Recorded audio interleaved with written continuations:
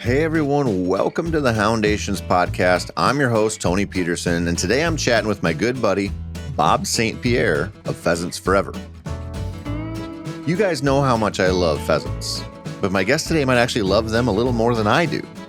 Bob St. Pierre is the marketing director for Pheasants Forever, a total upland hunting addict, a German Shorthair owner, and all-around great guy.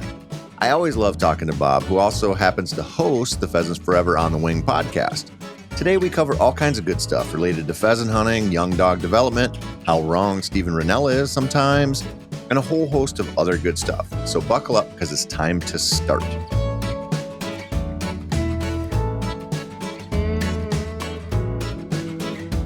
Bob St. Pierre, it is always good to see you, even when you shave and you look like you de-aged by like 25 years. How old are you now? What, 26, 27?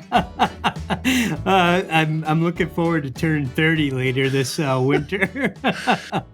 No, you hit that age. So I'm 51, and I don't know, like every 2 years, I was at the gym the other day, got done working out, and I grabbed one of those just cheap ass razors at the gym. Right. And I went through, no lie, 26 razors. Oh boy. My face looked like, I was going through puberty and had just like you were shaving with a weed whacker, buddy. Time. Oh my gosh. And, I went to town and I shaved it all off, which is the opposite of what you're supposed to do heading into, the heart of hunting season. Well, if it makes you feel better. So a little while ago, I filmed a youth rifle hunt with one of my daughters, one of my 13-year-old daughters. And we were sitting in the blind on the last evening, and we were just going through my camera roll, looking at fishing pictures and whatever else, just killing time, right? And she saw a picture of me from 2 years ago when I was down. I was scouting some public land in Oklahoma for a whitetail hunt I did with Steve, and I had found a turtle. And so I just took when I catch critters, like I catch snakes and whatever out there, I always take a picture for the girls. So those are the selfies I take typically. Yeah. And there was a picture of me. I had found a turtle while I was scouting, and I was pretty clean. I wasn't totally clean shaven, but I had like a nice trimmed up beard because I was filming a show. And she's like, Dad, you should probably do that with your beard more. And I was like, okay, point taken. Not a subtle nudge. She's like, you're a little too scruffy. So I hear you, buddy. So why don't you give people, I was just on the Pheasants Forever podcast not too long ago. People should go check it out. We had a great conversation. You do a really good job with that show, but why don't you give people just a little 30,000 foot view of who Bob St. Pierre is and what you do for your job, because it's germane to everything we're going to talk about today. Yeah, right on. And thanks very much for the kind words joining On the Wing podcast, where you admitted to liking pheasants more than anything else, including white-tailed deer. So I will point people back towards that. I grew up in the Upper Peninsula of Michigan, where that's relevant because I fell in love with upland birds, particularly ruffed grouse and the timberdoodle as a youngster. And, I guess three things I loved right from the jump: ruffed grouse, timberdoodle, and baseball. And I worked in minor league baseball for 7 years out of college. And I had two job opportunities, one to be the director of marketing for the Detroit Tigers, or one to be the director of marketing for Pheasants Forever. And in 2003, I took the Pheasants Forever gig and haven't looked back. It's been a dream job. How tough was that decision to make? Oh man, honestly, because I named my bird dogs after Detroit, Tigers. My first bird dog was named Trammell. My second was named Iserman, called her Izzy after the Red Wings star. My third bird dog was named Escanaba, Esky, after my hometown. Fourth is Gitchy, after Gitchy Gumi. So Michigan is, buried in my heart for sure. And, to think about trying to choose between a job with my childhood team or my childhood passion. And it was that decision was informed by 7 years in the minor leagues, where from Easter to Labor Day, I worked at the ballpark every day. And Right. I wasn't breaking rocks, but I really didn't get to fish. And I very rarely got to hunt, because when you're in baseball, you get done with the season and you make your money based on how many outfield billboards you can sell. Can you sell inflatable bat night, logo baseball night? You're making commission. And if you're not in the office selling those promotions and those advertising in October, November, December, you're leaving a lot of your salary on the table, Right. which meant no fishing and very little hunting. And so I chose Pheasants Forever in '03, and it was perfect choice for me because I could do something that I give back to something that's so important to me, so important to the future of the planet. Honestly, creating habitat for wild species, and yeah, and I could live vicariously through the Tigers. They've been to the World Series twice since I said yes to Pheasants Forever, but they haven't won a World Series. So at some point, I hope they win. But yeah, it's been a good decision. Yeah. That I can't imagine that choice for you, knowing you the way you are. Um, I want to talk about. So you're out in my neck of the woods now. You live in Minnesota. I Work out do. of the Pheasants Forever office here, obviously. Uh, Before we get into it, I want to just talk a little shit about Steve Rinella, if you're good with that. A fellow Because, Michigander. right, who took a vastly different path than you did. Hmm. When I was out in Oklahoma on that hunt I brought up earlier, Steve and I just got onto the topic of whatever, and I can, I love to argue. Steve loves to argue, so the whole time we found lots of things to disagree on. But one of the things he said to me was that pheasants aren't a real game bird. And I said, because they were brought in, right? And he's like, well, that and they need to be babysat. Otherwise, you don't have a population and they can't really survive out there in the wild. And I was like, you have no idea what you're talking about.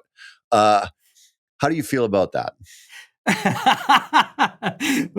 Stirring the pot right from the get go. I think that I'm within a month's age of, I might be a month younger than Steven, if I recall correctly. And so we came up in Michigan at the same time, and there was a fundamental problem in Michigan with pheasants in our formative years. And that was, in Michigan, they spent a pile of money on what was called the Szechuan pheasants.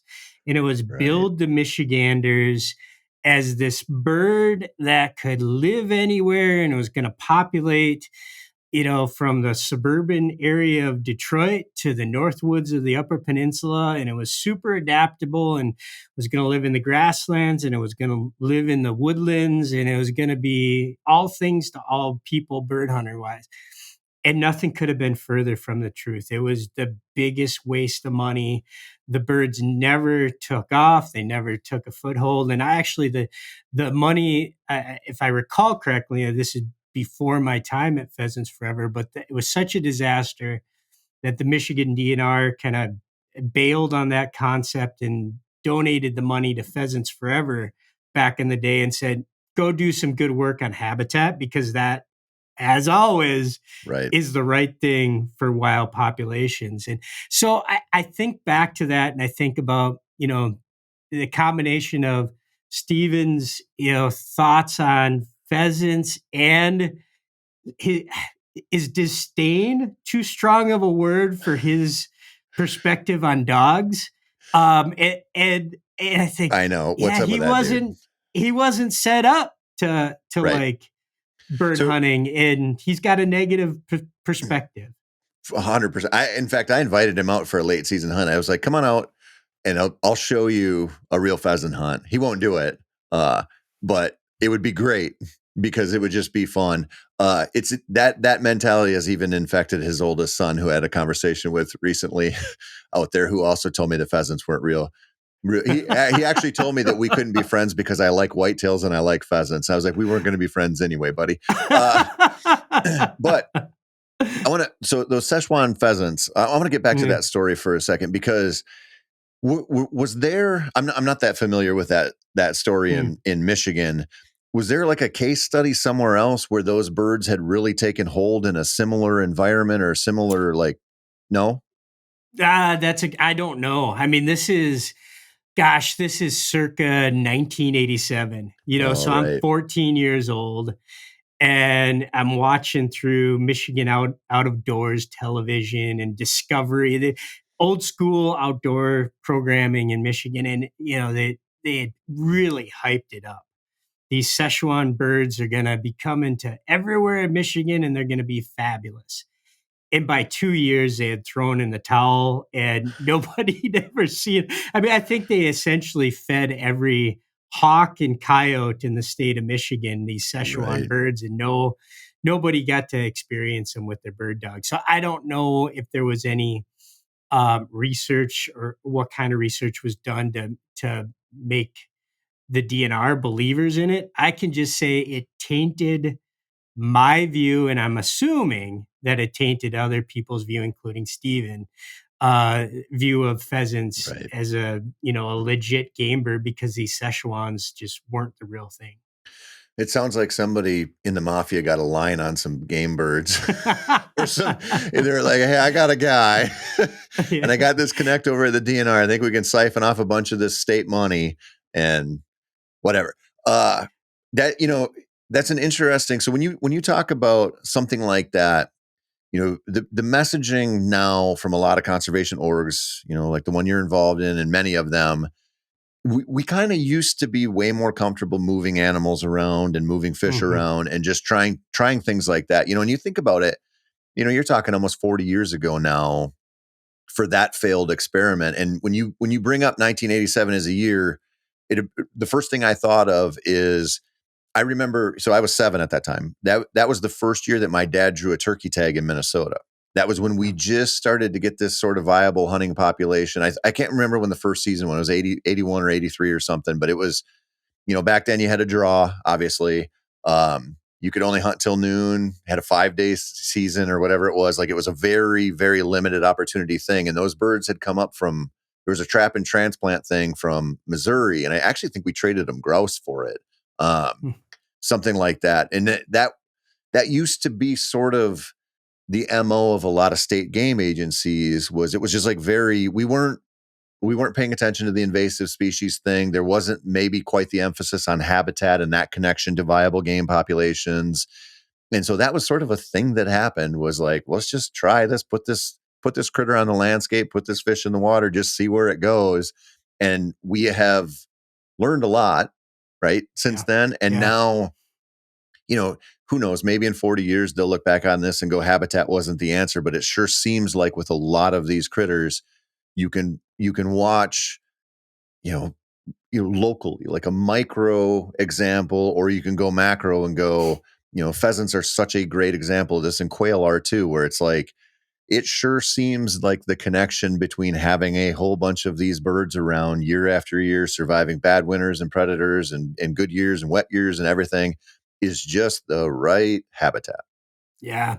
Yeah, you're so right. I hadn't thought about that. Back in the 80s. There was so much of that horse trading going on with Right. state agency. I think Michigan traded turkeys to get a moose population in the Upper Peninsula of Michigan. But you're right, like all sorts of states were trading one thing that they wanted with something they had an abundance of. And it was an era of look for the easy way out. Like, let's just take populations, transplant them and hope the habitat is right. And often was the case, habitat wasn't right. To your point, like, you got to do the hard work to have the right amount of grassland to right, or whatever the habitat type is for the species. You just can't simply overpopulate something and hope that it takes a foothold Right. if the habitat recipe isn't there. It was a completely different era, and thankfully, by and large, we're letting science Right. dictate what we're doing nowadays. Yeah. And I mean, you think about it, so I mean, there's a lot of studies out there on wild turkey populations right now, because in a lot of like sort of the premier, states where there's been the longest tradition of hunting them, in modern times anyway, the populations aren't doing that great. Mm, And, so they've dialed back, Nebraska, Kansas, Missouri, you kind of look at those regions, and there are studies now like what's happening to them, right? Because they bring in a bird like the wild turkey, to Michigan or to Minnesota, wherever, where you might have more extreme weather than a lot of the places they came from, to some extent, right? mm, Worse winters, whatever. But you're already putting them in a place where the habitat is like generally conducive to that bird, right? Tough mhm, bird, can make it through the winters, can eat a lot of different stuff. And so you look at that and go, okay. Then you look at like a pheasant, or just a prime example, grouse. Where I grew up, southeastern Minnesota, I grew up hunting pheasants and grouse all over down there. And because we had a lot of CRP in the 90s, so we had our pheasants, and then we had, it seemed like just like a more prevalent timber industry. And mhm, so the grouse situation was like we would go out, my dad and I, we would go out without dogs and shoot grouse and pheasants, and not really, you're just kind of taking it for granted. Like I can look back now and go, man, I had no idea that those days were going to end, right? Or mhm, change to a point where it's like, yeah, like to Steve's point, there are only going to be babysat pheasants for a while, kind of, in mhm, some of these places, because somebody has to like specifically cater to them, and you're going to have this little population that's sort of an island. And you just look at that and go, man, that wasn't that long ago. That was mhm, 25, 30 years ago. But you can go down there and find a grouse now, but you're going to work your ass off for it. And it's not like there aren't populations there, but when you see land use change, or you see the habitat, the CRP is such an easy one for us to connect, because we follow this issue every year, and you see the contracts expire and the farm bill comes yeah. up, and it's like such a there's like a linear connection there. But we don't sometimes think about like how much this stuff has changed in not really like that long of a span of time. Yeah. I often equate, hunters and ruffed grouse hunters. I think ruffed grouse hunters, because the habitat is so incredibly visual, they're a little bit more in tune with changes on the landscape, because you go to your favorite habitat for rough grouse, and it's like that silver dollar diameter Right. aspen with some mix of Christmas tree size evergreens where they always seem to flush on the other side of, Right. right? And some, food sources, but visually, you can tell when that stuff starts to age out or doesn't have quite the right grousiness to it. And with pheasant hunters, so often, as well as habitat managers, we talk to people, landowners, and they're like, "Oh yeah, we haven't done anything, and we don't have any birds anymore." It's like, well, stop there. We haven't done anything, and if you were to take a before and after photo of your grassland habitat where, you know, 15 years ago, you had all kinds of roosters, all kinds of pheasants, and then you take a photo of it now, and things have changed if you haven't done anything, if you haven't done a prescribed fire, if you haven't done woody tree removal. The progression of grasslands is to become a woodland if you Right. don't do something to manage it. And as you mentioned about CRP, in our lifetimes, the high point of CRP, the acre numbers are just shy of 40 million, like 39.2 million acres of CRP. And that '06, '07, '08 timeframe. And if you look at a line graph, when CRP was at its peak, pheasant numbers were at its peak. And it crossed the range. Minnesota had a 60-year high harvest in, I think it was '07. South Dakota, 40-year high. North Dakota, 40-year high. The only state that wasn't like popping in 07, 08 was Iowa. And Iowa had bottomed out on CRP. They had peaked earlier than that back in the day. Iowa was the pheasant capital of the country. They were harvesting the most birds out of any state. It wasn't South Dakota, but then as CRP took off in South Dakota and it declined in Iowa, that's when the crossing of the streams happened and South Dakota became the Right. clear and present pheasant capital of the country. And Iowa struggled to recover, even a 400,000 bird harvest since those days when they were easily harvesting 1 million birds. So there's no better line graph Right. to illustrate the importance of CRP is that pheasant harvest total, when those numbers were high and when they bottom out, pheasant numbers bottom out too. It's symmetrical. Right. I mean, if you want to, maybe this isn't a great analogy, but if you want to understand how good the pheasant population was, like in the late 90s in Iowa, I almost didn't graduate high school because of how many birds were down there. And we skipped school a lot because we could get down there in 50 minutes and we hunted Iowa like crazy.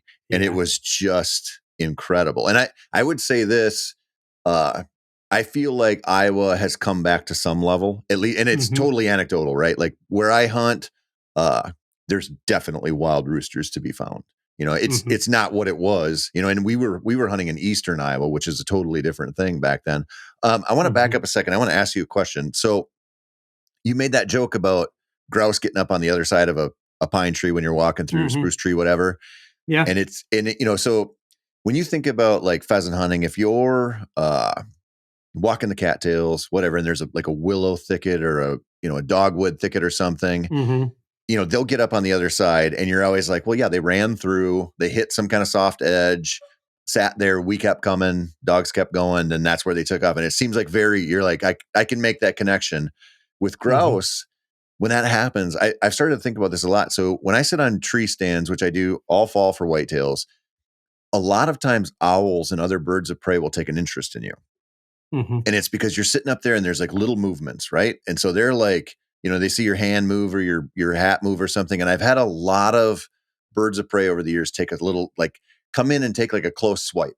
And I've seen it for a while in one of the places I hunted had a pretty high owl population. And I would watch those suckers. They'll come in and they'll see you and come in to check you out, but they'll fly with a tree between you. So you'll see like wingtips and then they'll scoot around it. And I'm like, that is a intentional act where they're hiding their approach.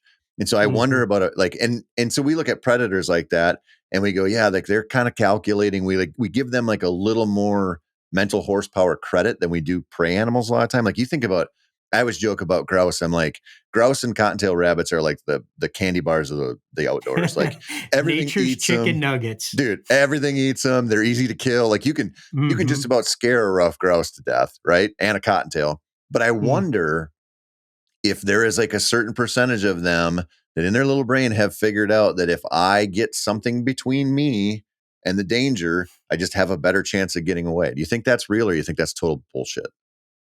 No, I think it's real, and I think it's true of all upland game birds because I think about scaled quail hunting in the desert. If you can't get them pinned down, you've probably heard stories about them being track stars.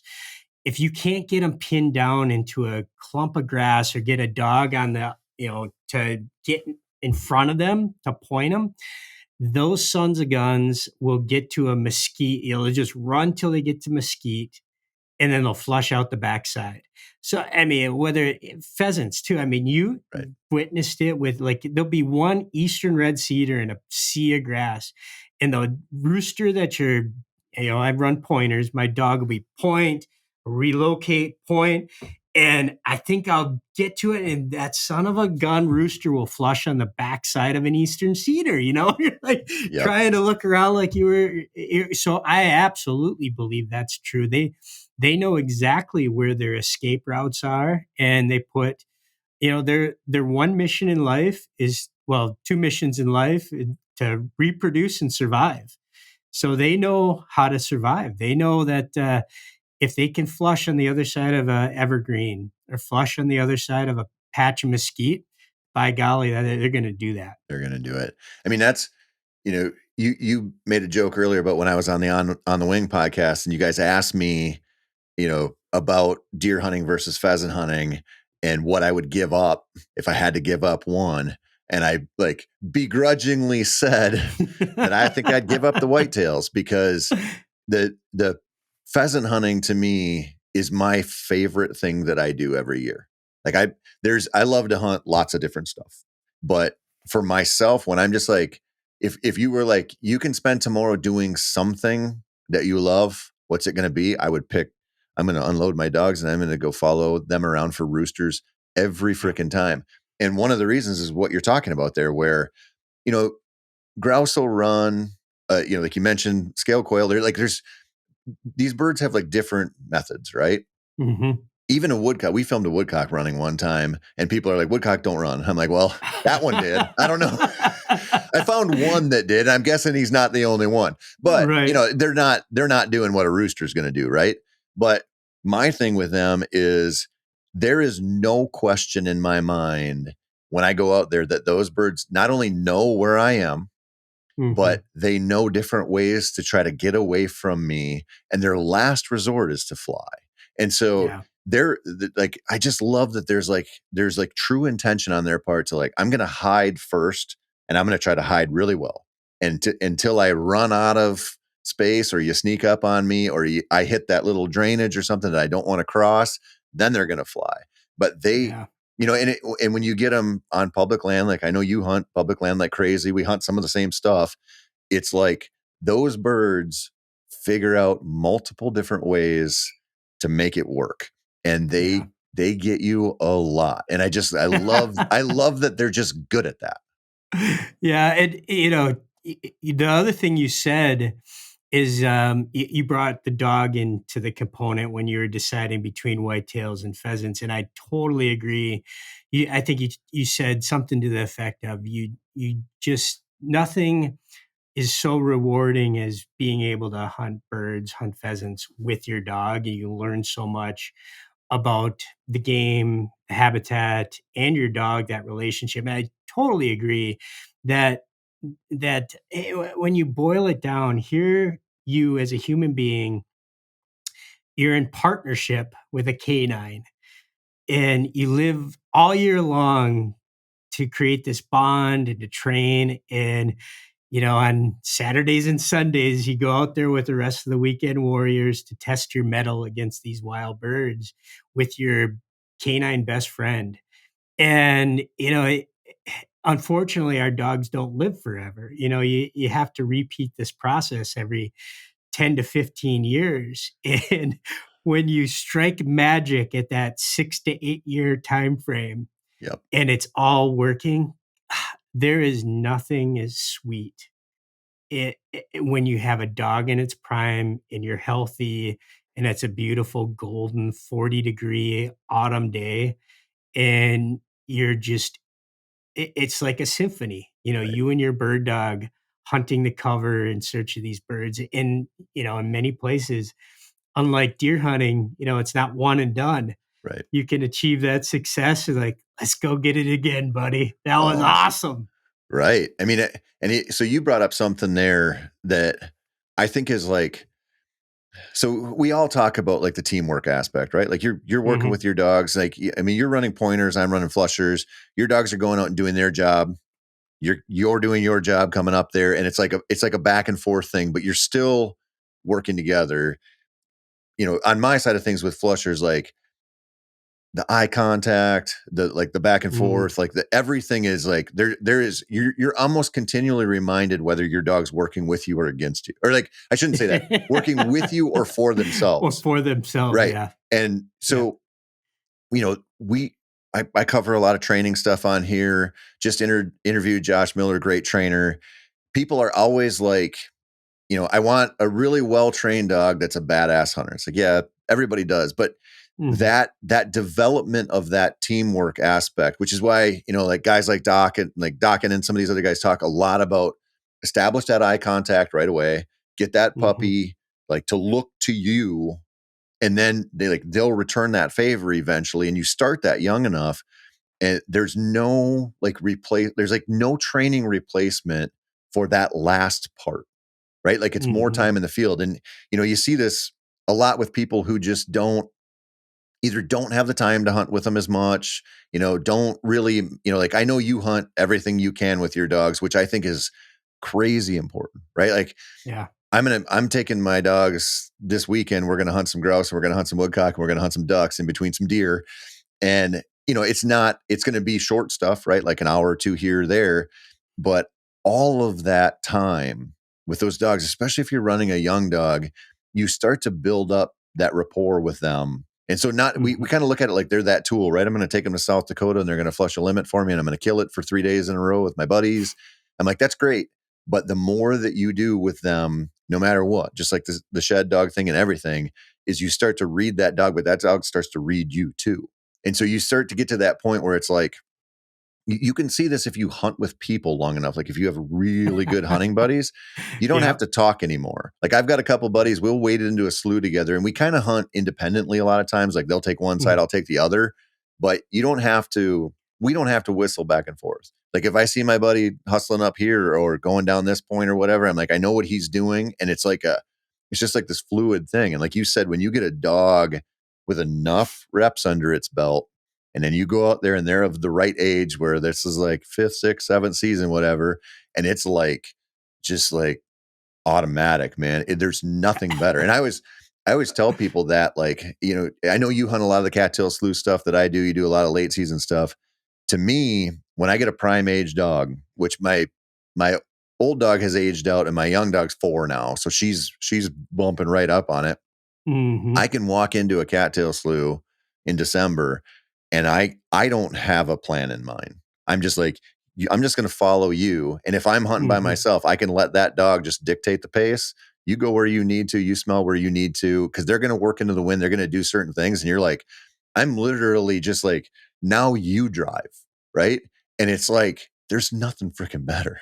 Cause then you're not, because then you're Yeah. not like, oh, you got to get over here, you got to do this or whatever. Like Yeah. you're just like, this is like a flow state thing. And man, it's freaking sweet. Yeah, yeah. Nothing drives me crazy more than somebody oversteering their dog in the field. It's like yelling every 100 yards. Come over here! It's like, you just want to go hunt alone and follow the dog. It's funny because recently I was hunting with Billy, Captain Billy, the guy I do K-Fan radio with in the Twin Cities, and he's pretty much just your dyed in the wool hardcore pheasant hunter.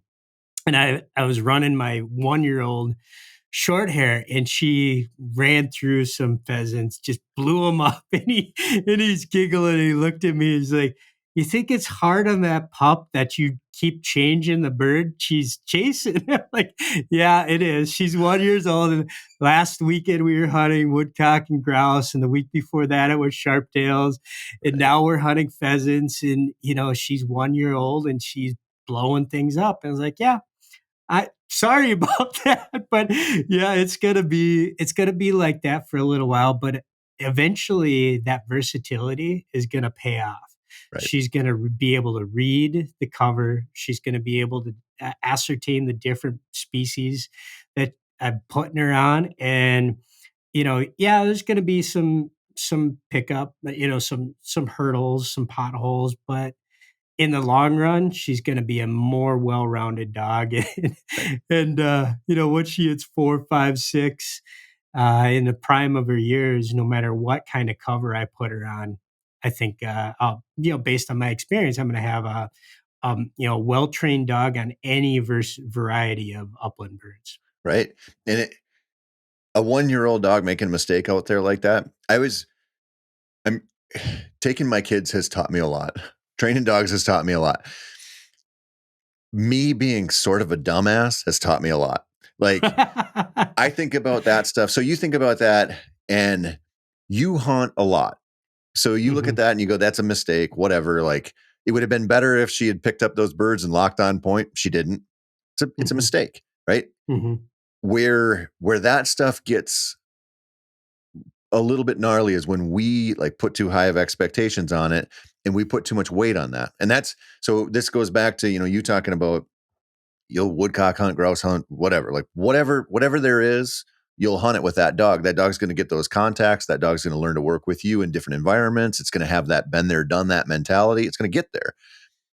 You take somebody else who maybe only gets 3 days or 5 days to hunt South Dakota, and they go out and that dog blows through that group of pheasants looking for something else. And, it's 75 yards beyond where you could shoot with your shotgun. Mm-hmm. And then you light that dog up or whatever. I always think about that stuff and I'm like, okay, the mistake was made. Why?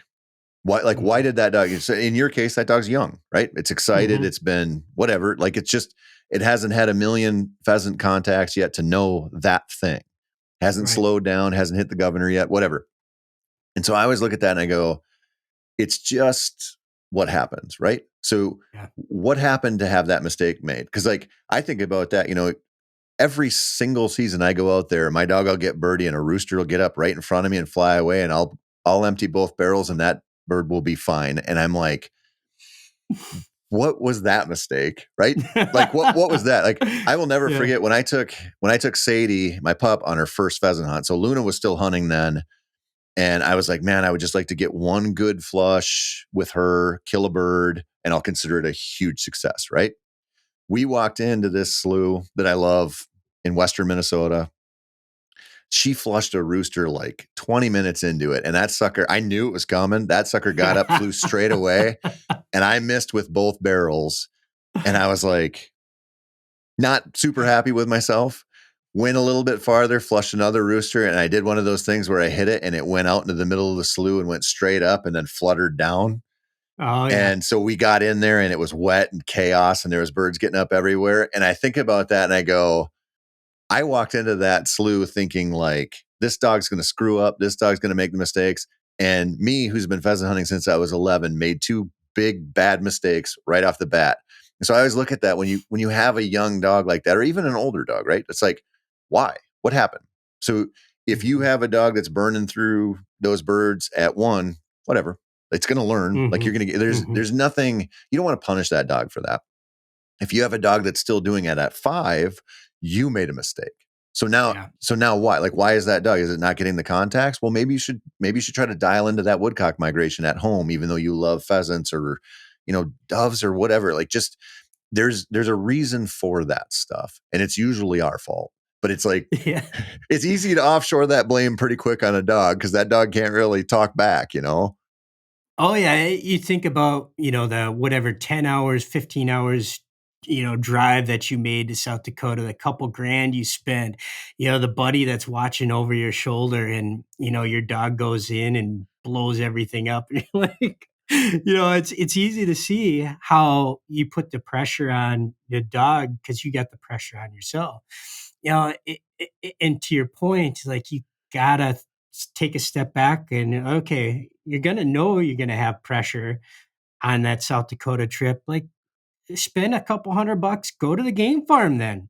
Like get your dog dialed in. It's not the same thing, but it's practice. Like Al and I were saying, talk about practice. It helps. It's Right. not the game, but it helps. It creates a little bit of extra um, rapport between you and your dog before it is showtime. And that can be a very beneficial component, even if it's just to build your own confidence in your Right. dog and yourself. Well, and I know you do this too, and I have become like a huge proponent of hunting by myself with my dogs a lot, Mm, especially when mhm. they're younger. And I always think about this. One of the first whitetail hunting shows I ever filmed was a guided deal down in Illinois.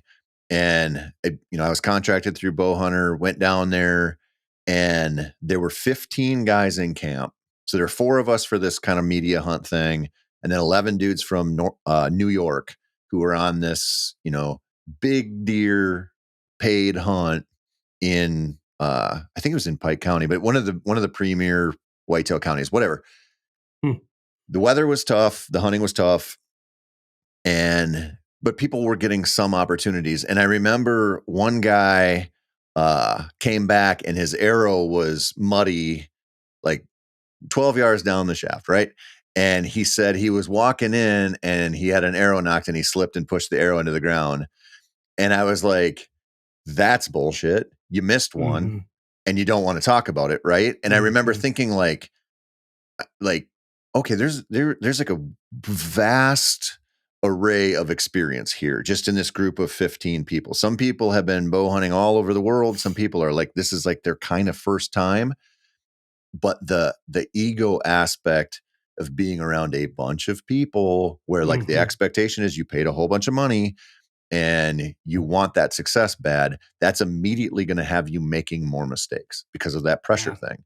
And when you think about that with bird hunting, if you take that pup that's a year old, whatever, 2 years old, that doesn't have a lot of experience, and you're like, we're going to go to South Dakota, do this gang hunt, bring 8 of my buddies and everybody has dogs, and you're going to throw that dog into the mix, maybe it can shrug off those distractions, probably not, but that dog would be so much better prepared for that. And you'd be more prepared for handling your dog with some solo time with them to let them figure it out. Because then you don't have the ego involved. You're not trying to get ahead of your buddy. The other dogs aren't getting into the mix. And it's like, to me, it's the best way to get those dogs to relax and understand their job and not constantly be distracted by something else. And I know you know this, but like when I go do those hunts and it's like a calm, low pressure Mhm. thing, I shoot way better typically, way Yeah. better. And, Yeah. and we have better recoveries if you knock Mhm. one down because you don't have, three of your buddies like, let's get moving. We're not going to find it. It must have run away. Like you can work through Mhm. that process, that hunt dead process with them or whatever your command is. Mhm. I just don't think they, I think the value of that is like incredible when you're developing a dog. Yeah, I totally agree. You talked about earlier the eye contact. If you're hunting alone, you can build the eye contact with the dog, and your dog can key in on you. If you're hunting with 12 other people, and then God forbid it's a mismatch of experience levels and dogs and people. You got flushers and pointers running together. If you're trying to steady up a dog and there's a flusher, coming in and crowding that point and flushing the bird. It's like, oh my gosh, it's just, and I've had to participate in those from media perspectives for my job. And it's like, I am known to just go on a walkabout, just Right. wander off because you spend so much time, uh, dialing in a pup, particularly if it's a pup you're trying to get steady to wing and shot as a pointer, and somebody who doesn't have real good control of their dog, and comes in and flushes your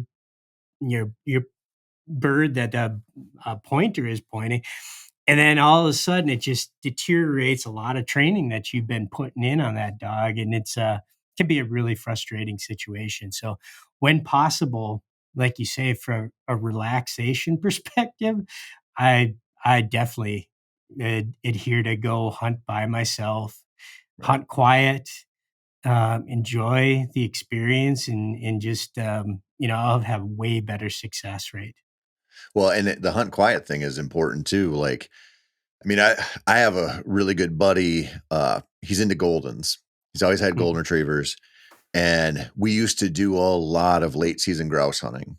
Especially back when Wisconsin used to have a season that was stayed open through January. They closed it down several years ago, but it was like such a great opportunity. We used to go up for 2 weekends, long weekends, and hunt a milk run of public land. Never saw another hunter. Like it was freaking great. It was But great. Yep. yeah, I miss it a I lot. miss it bad. Because the last maybe 2 years before they shut that down, there was just very little snow. And Yep, I had them dialed in, dude. man. It was so awesome. And then they canceled that over some, fear mongering around the West Nile virus. And it's like, oh, Yeah. Well, and that yeah. that was a really good lesson. Kind of goes back to what we were talking about at the beginning.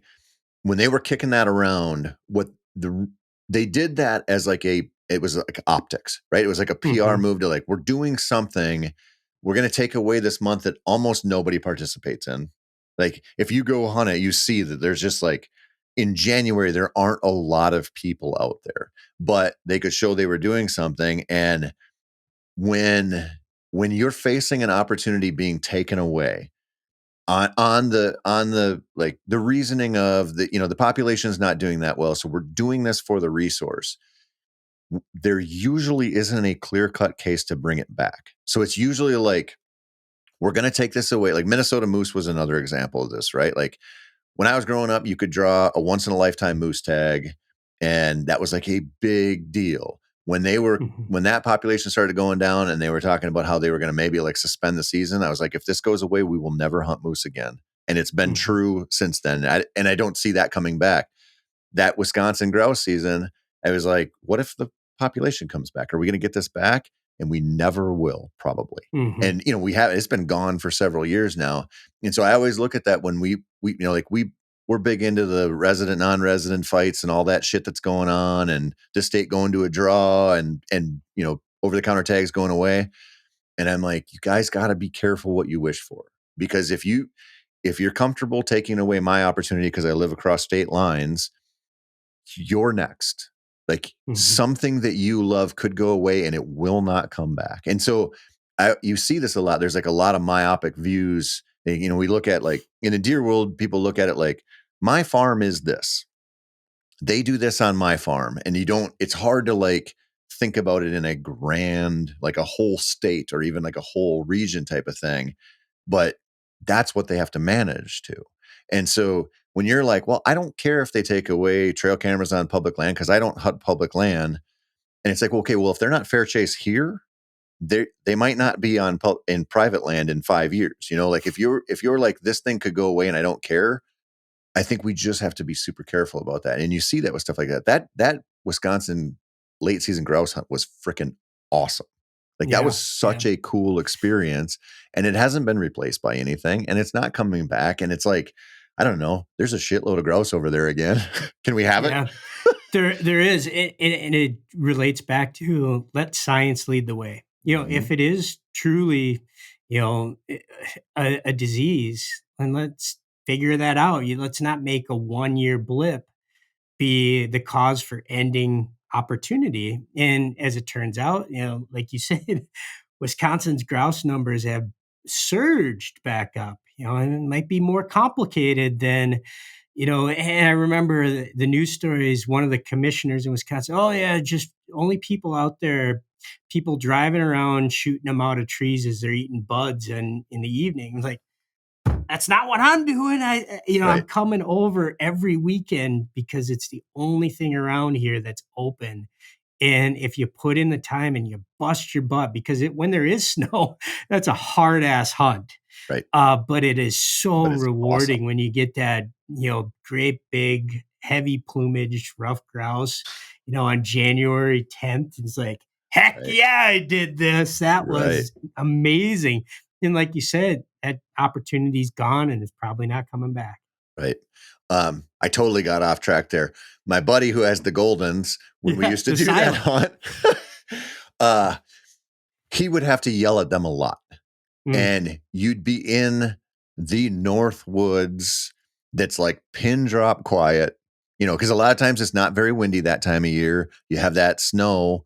And so it's like you walk into that environment and it's like it's like a recording booth or something almost. mhm. It's amazing. And he would be pretty loud with his dogs. And so you'd find spots where those grouse picked up the pace and then they flew off ahead of you. Yeah, And you yeah. see that mentality with pheasant hunting a lot, because people are used to hunting with buddies.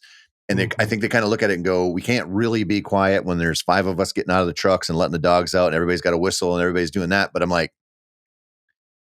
the more lead time you give those roosters, Yeah. like I'm convinced that's Yeah. why people think that public land, like late season public land birds, are so hard to hunt.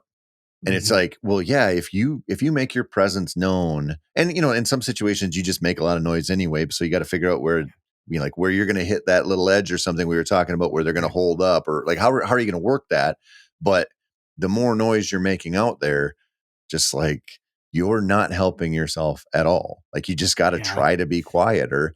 And I think the dogs feed off of that. We know our dogs feed off of our energy. Like they can read us pretty well, and if a bunch of people are out there being loud, making noise, it's just another distraction thing. So not only are the birds like just a little more keyed in, but your dog's a little less keyed in a lot of times. And it's like negative twofer, Yeah, you know? it's well known, like the first snow of the season is a day you call in. If you live in pheasant country, you call in sick that day and you go hunt, because it just makes pheasants just dumb. But another great day to call in sick is those late season days when you get like that 3 inches of just fresh, fluffy powder. To your exact point about being quiet, it just muffles every sound that you and your dog make. And, here are these birds that have been surviving for 3 months because they can hear you approaching on crusty cattails and ice. And all of a sudden, there's 3 inches of powder and you can sneak up on them and get Right. in there. And oh gosh, if there's a little bit of, not a whole lot of wind and a nice bright sun, it's one of the best hunting days of the year to be out. So good. We had that, man, maybe 4 years ago. I was hunting Western Minnesota, and we got that dreamy, like, 3, Mm. 4 inches of powder. I was hunting solo. My buddies had been there till the night before they left, and I went out in this spot in Minnesota I like, ran across a set of rooster tracks going into the slough right off the bat. Dogs flushed it up, killed it, one shot. Went a little bit farther. Dogs put up 2 roosters. I killed them both. So I was like 20 minutes into it. I got my limit. Took them back to the hotel, cleaned them, and I had my Iowa license that year. Drove down to Iowa and just picked out a couple spots on Onyx. Went out there, and they flushed 2 roosters in the remainder of the day. And so I shot 5 times that day and killed 5 public land roosters with a flusher. And I was like, it was the best freaking hunting, like the best conditions. And it was exactly what you're talking about there. Yeah. That shit. And and on top of that, not only is that just like fun because that's the easiest time to kill them. Like they're gonna just sit tight, and it's just like a Hmm. special, like you don't get it very often. But also that I think that was Sadie's first season or second season. So when you can put dogs in that situation where those roosters are like, I'm not running today, and I'm gonna Hmm. hide in this 20-yard wide strip of cattails around the lake or whatever, those young dogs, the contacts they get, not only Hmm. just the roosters, but the hens too. It's Yeah. like, man, you can't hardly beat it because they don't have to, they're not like figuring something out, right? Like they're like, I smell him, he's right here. Now he gets up in front of the gun. Those days are so valuable. Yeah, when there is that fresh snow and your dogs are in the mix on those birds because they, maybe have left a little bit of scent with tracks in that powder, and they get those contacts, it's just priceless, and it's a lot of fun too. Oh, it's the best, man. We're about done with this. Let's tie this up and talk a little bit about the work on the ground that Pheasants Forever does.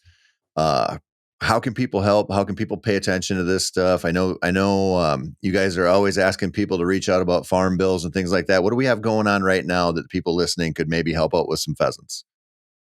Yeah, right on. So pheasants and quail, right? Pheasants forever and quail forever. So when you think about the uplands, we got an organization that represents the entire country from the quail range of the southeast, bobwhite quail, to the desert species of the southwest, the mountain quail out in the Pacific Northwest, and then obviously pheasants across the breadbasket of the country. Right now, we need a farm bill. We've been limping along like 1 year extensions of the farm bill, and as we touched on earlier in this conversation, CRP and pheasants in particular, but our other sharp tails, bobwhites, you name it, really depend on the habitat that's in the farm bill. And CRP is super vulnerable right now. We need reauthorization, and we need it before the end of the year. So, number one thing is to contact your elected officials, whether that's your U.S. senator or one of your 2 U.S. senators or your U.S. representative, and let them know you want a new farm bill and you want CRP strengthened in that farm bill. That's number one thing. No, the number two thing is most people, you know, they kind of ride along when it comes to conservation. Um, you know, Roughly 8% of Americans belong to Pheasants Forever, Quail Forever. 8% of the upland hunters in the U.S. are members of our organization. So that's a lot of folks that are carrying the weight of a lot of others, from public land to habitat. And, if we could just get 12% of people that are bird hunters to contribute to be a part of this organization, we're super proud of the fact that if we raise $1 in our 44-year history, 90 cents on the dollar gets into the ground to create better habitat, more public access. We're super efficient. We're super effective. And we just need more people to give a rip and get involved. And it's a small price to pay for something we love so dearly. Yeah. And we've seen, I mean, I know that you kind of mentioned this, like hunters are just generally kind of apathetic, right? Like we just let things happen. But, most recently we saw the public land fight come out, out of Mike Lee down in Utah. He's going to bring it back around. We're going to keep having this fight, but we effectively shut that shit down. And that was just people aware of it going, I value my public lands, don't sell them, and letting their elected reps know. And it worked. Like it was, and in that phone call, I mean, I did a phone call actually for my Foundations podcast, to show people, like this is super easy. So I did the call, did the podcast, and it was like 30 seconds of my time, but when lots and lots and lots of people do that from all over, then you get the attention of the people who are making these decisions and trying to pass these bills or pass these laws. And so there are different ways to skin this cat, but the fundamental thing is we know the recipe for having more pheasants and more quail. Like we can read the tea leaves. We know how to do this shit. It just takes some action. It takes some money. Pheasants Forever is a great org. People listening should consider joining. Check it out. I'm sure that you guys have something on there on the site or somewhere about how to reach your reps, all that stuff. Go check it out. Where can people find you personally if they want to follow along on your adventures? Pheasant Bob on Instagram, pretty hard one to forget there. Yeah, you can follow me on Instagram there. I'm on Facebook just under my name, and as well as on X. But yeah, check me out on Instagram, and I post a lot of Pheasants Forever, Quail Forever, and Detroit sports team stuff. So you can forgive me if you're a non-Detroit fan, but I'd love to have you follow and check out what's going on with my dogs and with conservation. Bob, I appreciate it so much. Thanks for coming on, man. Yeah, I really appreciate it, Tony. Thank you. That's it for this week. I'm Tony Peterson. This has been the Houndations podcast. As always, thank you so much for listening and for all your support. If you want to listen to some more podcasts, maybe you need a little bit of entertainment when you're driving down the road to go to South Dakota to shoot some roosters, or maybe down south somewhere to shoot some quail. Maybe you need a new recipe. Maybe you want some how-to articles. Maybe you just want to watch some films of the Meat Eater crew out hunting and fishing for stuff. TheMeatEater.com has you covered. We drop new content like every single day there. Go check it out. And once again, thank you for everything.